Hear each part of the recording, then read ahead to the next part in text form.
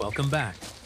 Today, two craftsmen turn green bamboo and plastic jugs into a floating off-grid shelter.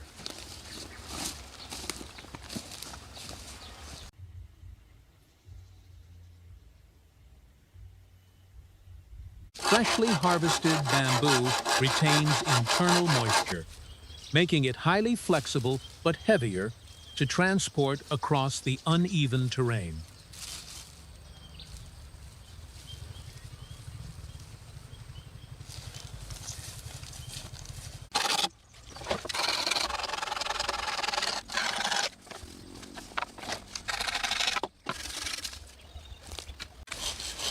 With the primary materials gathered at the water's edge, the base structure begins to take shape.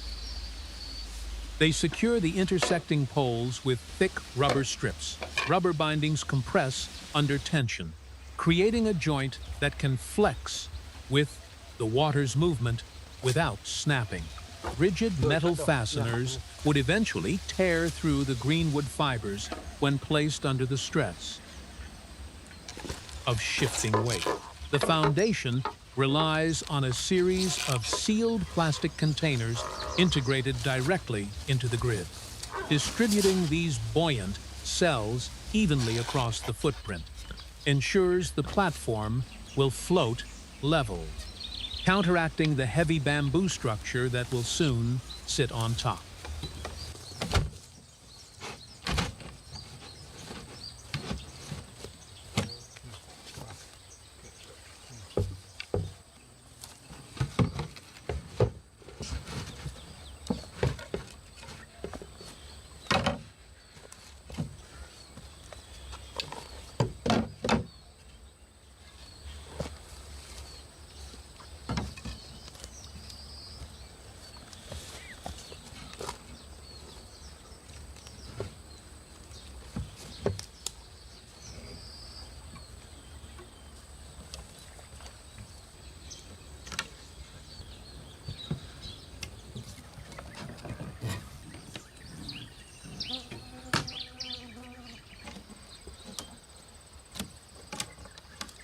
The dual-pontoon design provides lateral stability. A Wyotzer stance prevents the finished raft from rolling when the occupants move side to side.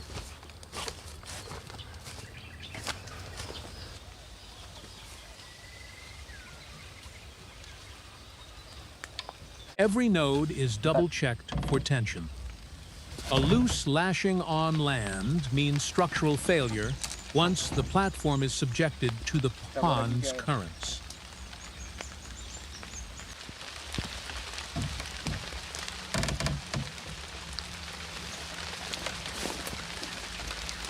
Carrying the frame down the bank requires coordinating the load to avoid dragging and tearing the plastic drums.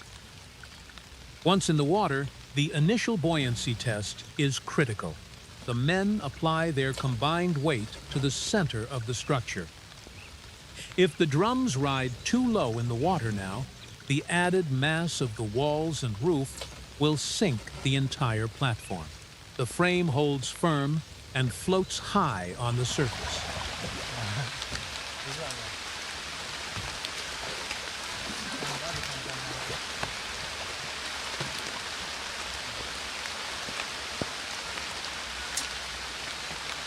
Ayo dok, teduh dulu hari hujan.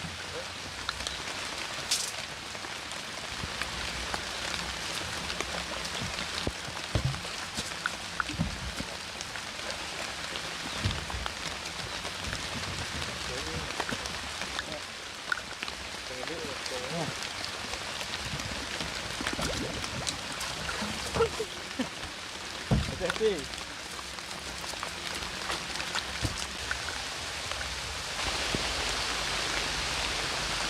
A sudden tropical downpour halts the build. Pitching a tarp at an angle channels the heavy runoff away from their workspace, preventing the muddy bank from washing out.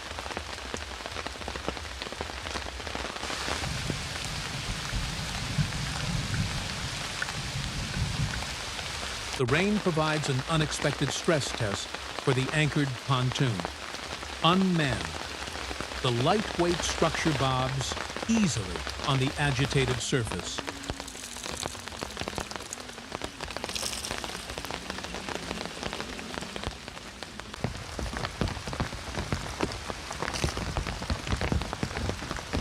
Heat and humidity sap energy quickly.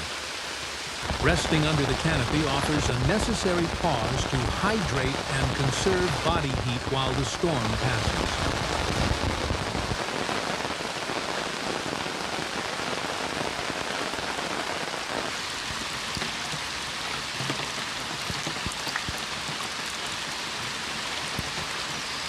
Working in an uncontrolled environment means surrendering to the weather.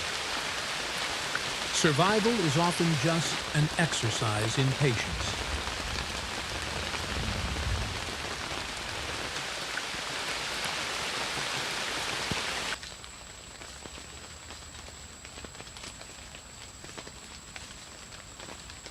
As the heavy squall softens to a light drizzle, the pond settles back into a calm mirror.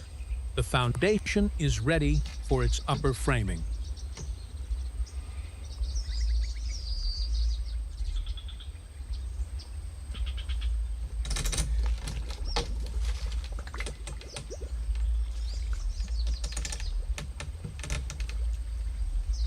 Back on the water, the builder shifts to structural joinery.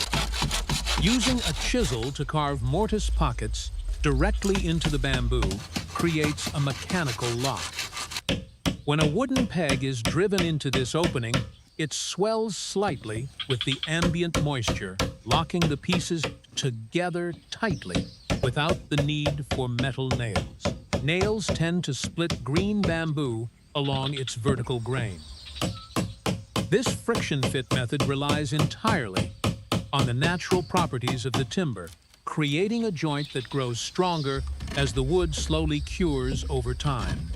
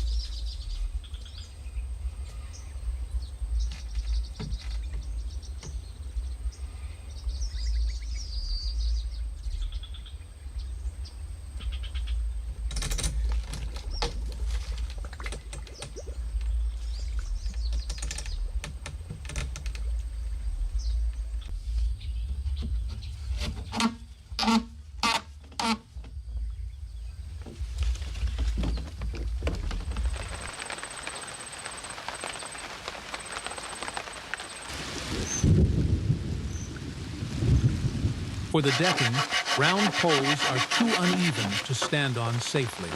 The craftsman uses a small hand axe to split the hollow tubes lengthwise. Bamboo's straight, parallel fibers make it highly susceptible to splitting, which is a flaw when nailing, but an advantage when processing it into boards. A few precise strikes allow the axe to ride the grain all the way down, efficiently converting thick structural timber into thin, flexible floor slats.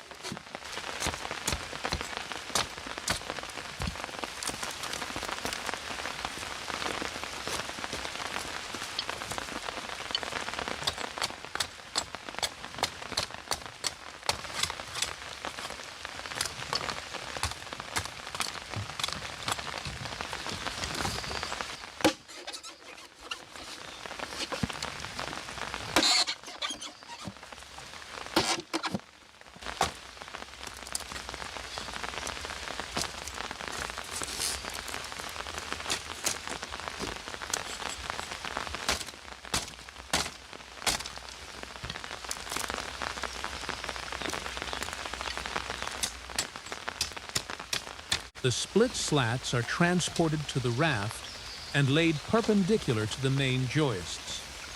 Tying them down individually distributes weight evenly across the entire pontoon base. Leaving small gaps between each board is an intentional design choice.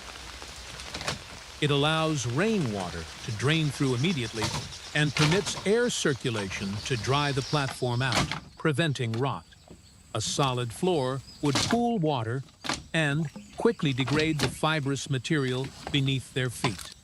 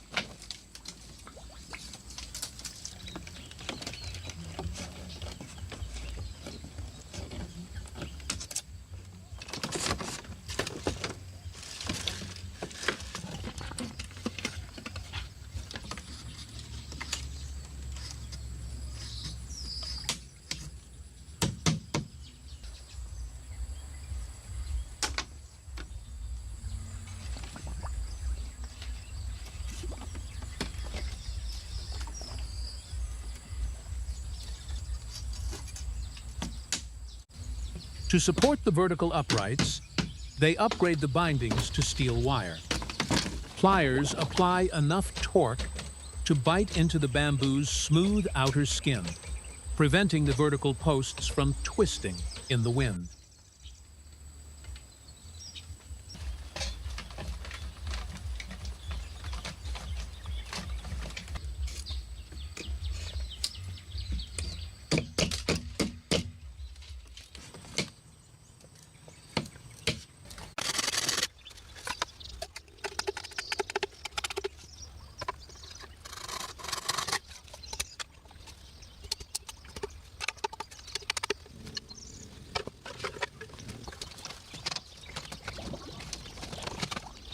With the vertical studs anchored, the upper roof skeleton takes shape. Long horizontal beams establish the top plate, tying the entire structure together. A roof frame must withstand both downward gravity loads and upward wind lift. By securing a ridgeline and trimming the overhanging rafters flush, they create a balanced, pitched geometry. This pitch ensures that heavy tropical downpours will shed quickly off the sides, keeping the interior volume dry while minimizing the water weight pressing down on the floating drums.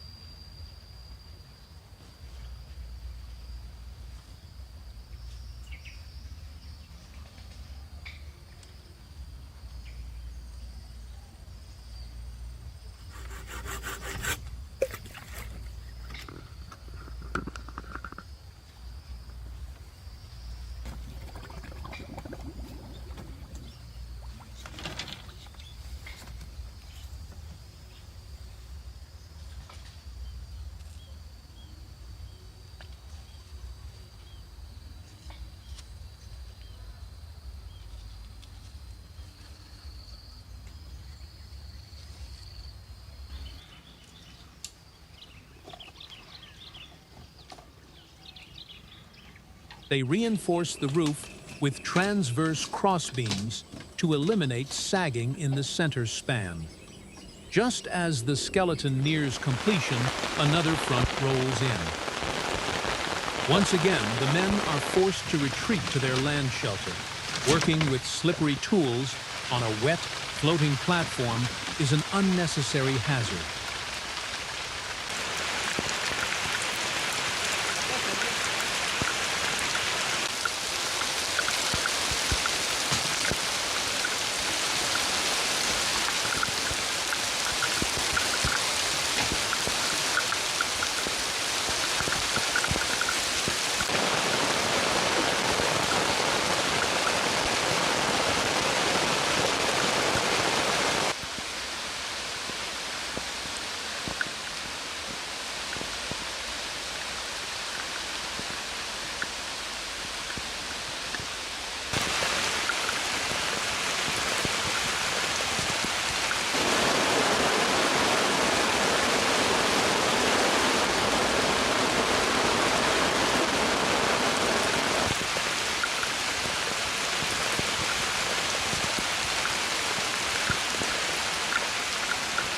the exposed ribs of the shelter weather the storm perfectly.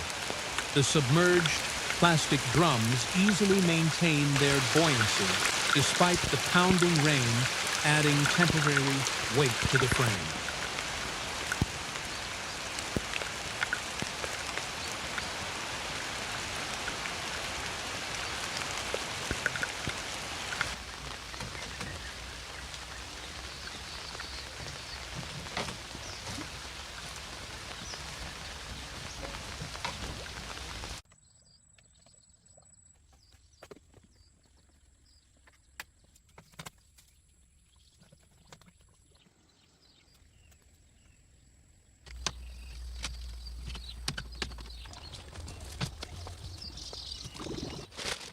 As the skies clear, a thick black tarp is draped over the rafters. The builder drives heavy-duty staples directly into the bamboo to stretch the material taut. A loose roof canopy will pool water and catch wind like a sail, threatening to tear off entirely. Pulling it tight across the pitch ensures rapid runoff. The dark material also acts as a thermal mass, absorbing the sun's rays to warm tone the interior of the hut after the cold storm.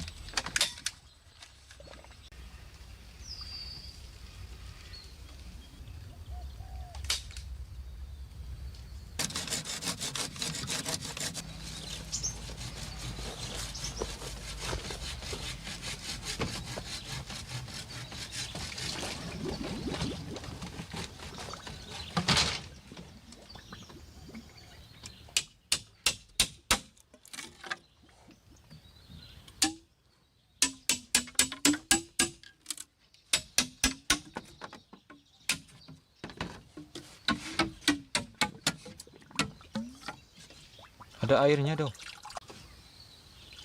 Oh.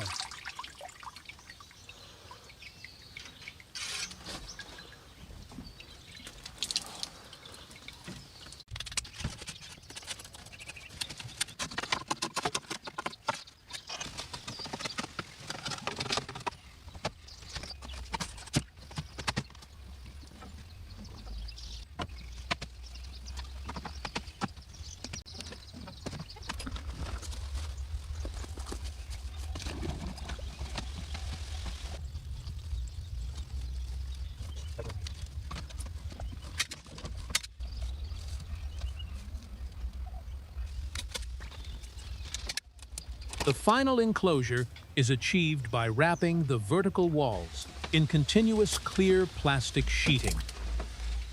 This creates a greenhouse effect, trapping warmth while offering a panoramic view of the surroundings.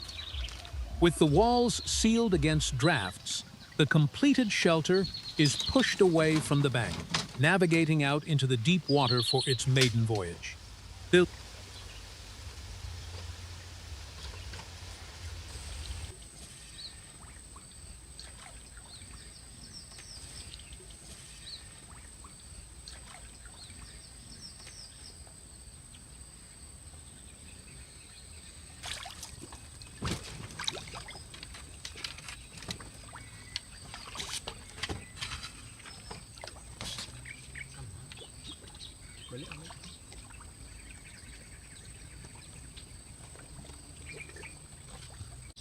Out on the open pond, the structure is completely severed from the land. The translucent barrier keeps insects and weather at bay while preserving the connection to the forest.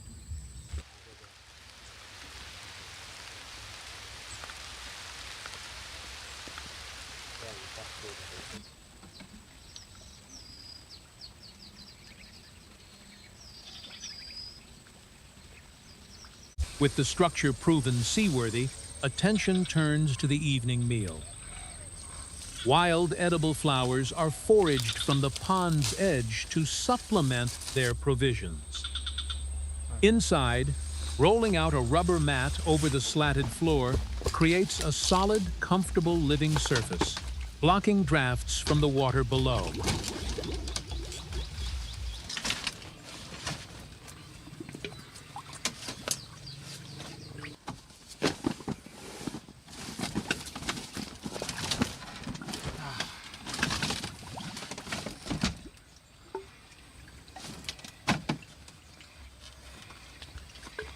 The helmsman poles the hut into a sheltered position in the center of the pond, isolated from shore predators. Inside the enclosed cabin, they begin preparing dinner. Using a wooden pestle, fresh red chilies are crushed into a coarse paste. Breaking the cellular walls of the chilies releases their volatile oils, significantly amplifying the heat and flavor of the base aromatics compared to merely slicing them.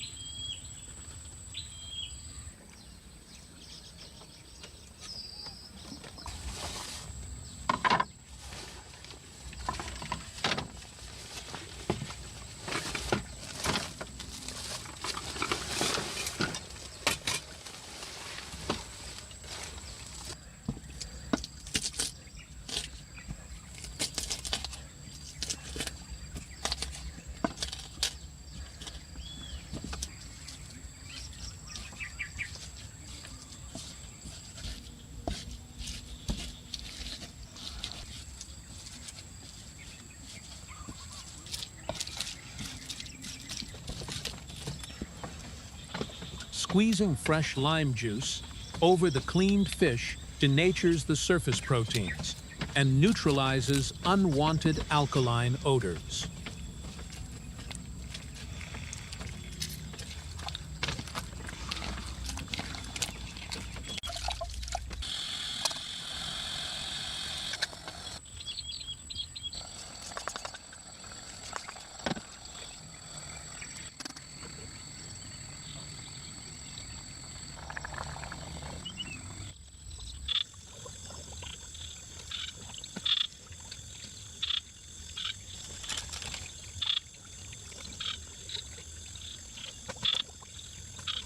As night falls, a compact gas burner provides a controlled, smokeless heat source, crucial for an enclosed plastic space lacking a chimney.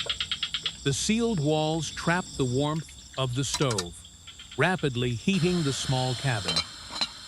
Fluffing the white rice prevents the starches from compressing into a dense block.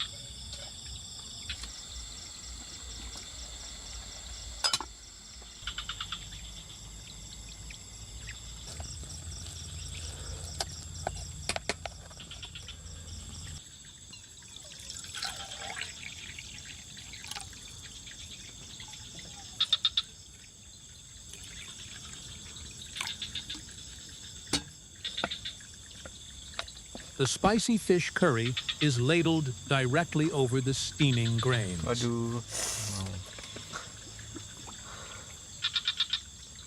The glowing lanterns cast warm reflections on the black glass of the pond. Out here, the noise of the land is entirely replaced by the quiet currents.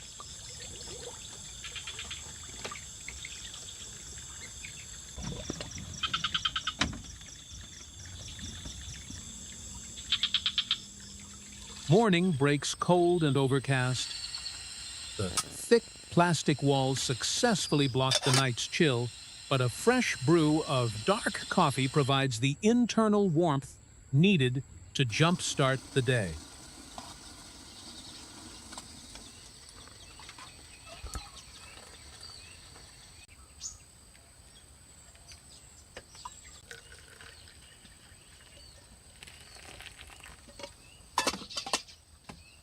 In the end, structure, landscape, and daily routine operate as one system. What began as a pile of raw bamboo is now a self-sufficient outpost on the water.